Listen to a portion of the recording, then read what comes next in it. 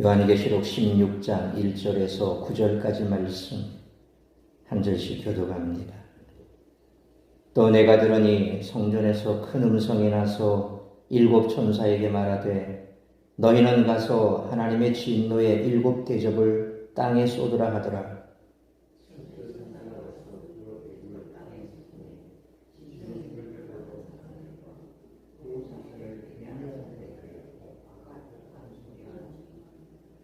둘째 천사가 그 대접을 바다에 쏟음에 바다가 곧 죽은 자와 죽은 자의 피같이 되니 바다 가운데 모든 생물이 죽더라.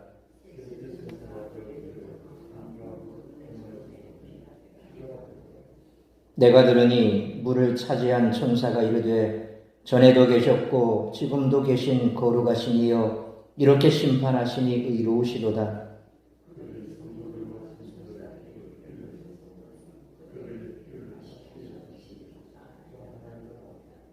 또 내가 들으니 제단이 말하기를 그러하다. 주 하나님 곧 전능하신 이시여 심판하시는 것이 참되시고 의로우시도다 하더라.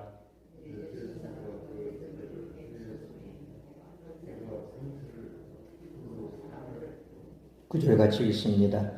사람들이 크게 태움에 태워진지라 이 재앙들을 행하는 권세를 가지신 하나님의 이름을 비방하며 또 회개하지 아니하고 주께 영광을 돌리지 아니하더라. 아멘. 이전에 15장에서 예고했던 하나님의 진노의 대접들이 이제 시작됩니다. 먼저 앞에 네 가지 재앙들은 주로 자연계에 쏟아지고 있습니다. 범위 면에서 인재앙이 4분의 1, 나팔재앙이 3분의 1이었던 반면에 대접재앙은 전체에 미치고 있습니다. 진노의 강도 면에서도 이전보다 더 강력해지는 것을 알 수 있습니다. 이것으로 하나님의 진노가 끝나는 최종적인 재앙임을 실감하게 합니다. 어린 양을 따르는 성도들이 당하는 박해와 고난이 분명히 있습니다. 반대로 짐승을 따르는 자들이 받는 종말론적 재앙도 분명히 있습니다. 전자는 짐승의 분노를 보여주고 후자는 하나님과 어린 양의 진노를 보여줍니다. 요한계시록은 이처럼 두 종류의 고난을 제시하면서 독자들에게 하나를 선택하라고 요구합니다. 짐승의 박해를 받으면 하나님이 주시는 종말론적 재앙과 영원한 벌인 불못의 고통을 피할 것입니다. 그러나 짐승의 박해를 피하려 타협하거나 어린 양을 빌신하면 하나님의 진노가 담긴 종말론적 재앙을 당하고 불못에 던져지게 될 것입니다. 두 고통을 모두 피할 길은 없습니다. 짐승이 주는 환난도 피하고 하나님의 진노의 재앙도 피할 수 있다고 가르치는 것은 요한계시록이 그토록 경계하는 타협입니다. 타협을 원하는 것이 바로 거짓 선지자들이 하는 일입니다. 참 선지자의 가르침은 죽도록 충성하라는 예수 그리스도의 말씀을 그대로 전하는 것입니다. 순교가 복이라는 말씀을 외면하거나 희석해서는 결코 안 됩니다. 선지자와 성도들의 피를 흘린 악인들은 피를 마시는 심판을 받습니다. 그 상징성을 염두에 두더라도 이것은 잔인한 심판으로 보일 수 있습니다. 그러나 이것은 공정한 심판입니다. 거룩하신 하나님은 사람이 행한 대로 갚아주십니다. 하나님은 악한 자들을 영원히 내버려 두지 않으십니다. 사람이 무엇으로 심든지 그대로 거둘 것이다라는 갈라디아서 6장 7절 말씀처럼 사도 바울은 이 점을 분명히 하고 있습니다. 우리는 스스로 속일 수 있습니다. 타협한 그리스도인들이 그랬던 것처럼 우리는 세상의 가치관으로 우리의 빗나간 신앙생활을 합리화할 수 있습니다. 그러나 예수 그리스도께서는 불꽃 같은 눈으로 우리의 은밀한 곳까지 심판하실 것입니다. 마태복음 10장 26절 말씀처럼 감춰진 것이 드러나지 않을 것이 없고 숨은 것이 알려지지 않을 것이 없다는 사실을 우리는 늘 기억해야 할 것입니다. 사람들은 자기 생각이나 마음을 잘 바꾸려 하지 않습니다. 자신이 틀렸다는 증거들이 아무리 많이 제시되어도 끝까지 고집을 피웁니다. 그것은 현실의 뉴스를 보면 다 알 수 있습니다. 범죄를 저지른 자는 처음에는 다 내가 안 했다, 오리발을 내밀죠. 그러다가 하나둘씩 증거가 나타나기 시작하면 조금씩 말을 바꿉니다. 그러다가 완전히 드러나게 되면 그 다음에는 할 말이 없다, 이렇게 입을 다물어 버리지요. 사람들은 원래 그렇습니다. 아무리 틀린 증거들이 나와도 끝까지 고집을 피우는 게 이 죄악의 때문성 인간의 마음입니다. 급기야는 돌이킬 수 없는 지금까지 이르렀어야 후회하는 어리석은 모습을 보이곤 합니다. 성경에서는 모세의 말을 끝까지 들으려 하지 않았던 바로가 그 대표적입니다. 사랑과 은혜가 충만하신 하나님의 진노를 입고 재앙을 당하는 자들은 모두 바로와 같이 마음이 굳은 자들입니다. 따라서 오늘 본문의 말씀을 통해서 우리들이 깨달아야 할 것은 첫째로 1절로 4절 말씀처럼 하나님의 재앙이 땅에 쏟아진다는 것은 성도들에게 해방의 소식이라는 것입니다. 1절 말씀처럼 하늘의 송전에서 큰 음성, 곧 하나님의 명령이 7 천사에게 떨어집니다. 요한계시록에서 주로 큰 음성이 들릴 때는 하늘로부터 들리지만 여기서는 아주 드물게 성전에서 들린다라고 말씀하고 있습니다. 요한이 성전에서 나는 소리를 들었다는 것은 오직 하나님만이 성전 안에 계시므로 그 음성의 출처가 하나님임을 말하는 것입니다. 이제 하나님의 진노의 7 대접이 땅에 쏟아질 것입니다. 성전에서 들려온 음성은 땅에 쏟으라고 했는데 2절 말씀처럼 첫째 대접은 땅에 쏟아졌지만 3절 말씀처럼 둘째 대접은 바다에, 4절 말씀처럼 셋째 대접은 강과 물 근원에 쏟아지는 등 첫째 대접 외에 6 대접은 모두 각기 다른 곳에 쏟아졌습니다. 이는 1절에서 큰 음성이 말하는 땅이 실제 땅이라기보다는 하늘과 대척점에 있는 곳, 곧 용과 짐승의 통치하는 세계, 곧 하나님을 대적하는 세계를 가리키는 표현임을 우리가 알 수 있습니다.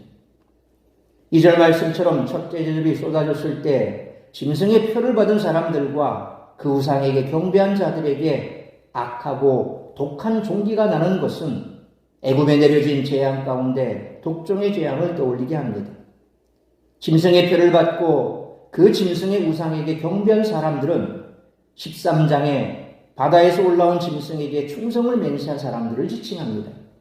그들에게 악한 피부병의 일종인 악하고 독한 종기가 나게 됩니다.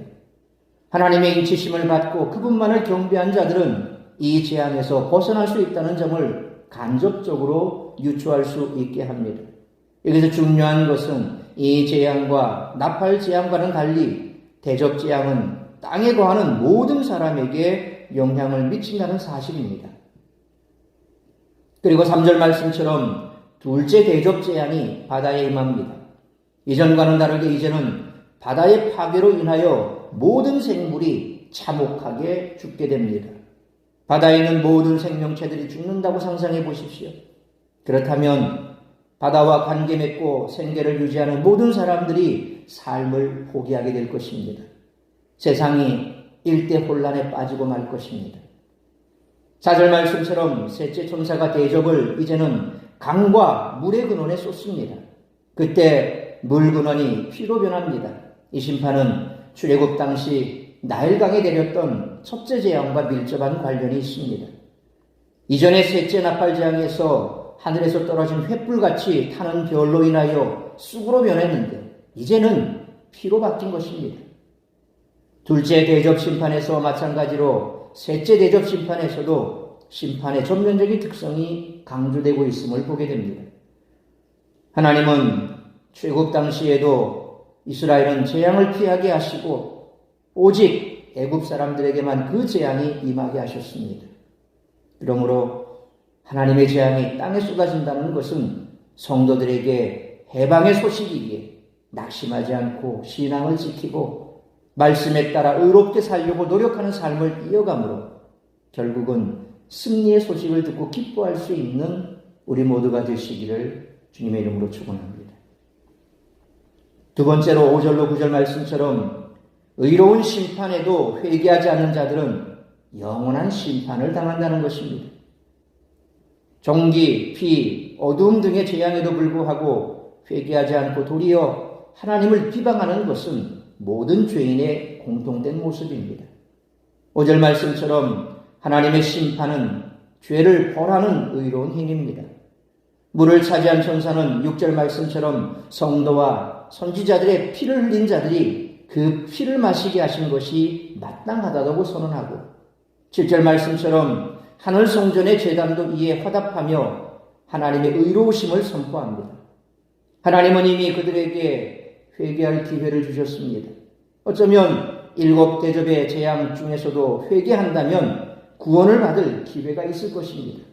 하지만 그들은 8절로 9절 말씀처럼 넷째 천사가 그 대접을 해부어 태양의 열이 그들을 태우는 재앙을 당할 때조차 오히려 하나님을 비방하고 자신들의 악행을 회개하지 않습니다. 처음 4개의 대접 심판 중에서 출애굽의 10재앙을 배경으로 하지 않는 유일한 경우입니다.